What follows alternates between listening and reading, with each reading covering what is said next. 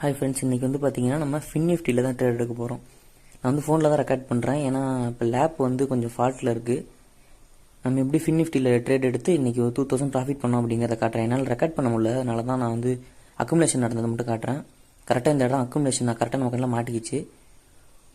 24900 280 நம்ம வந்து 100 ருபீஸில் வந்து இது எடுத்துருந்தோம், ஆப்ஷன் எடுத்துருந்தோம்.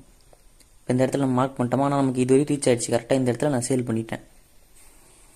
இப்போ வந்து நம்ம ஆப்ஷன் உள்ள போவோம். கரெக்டாக இந்த இடம் 24950 நம்ம சேல் பண்ணிட்டோம்.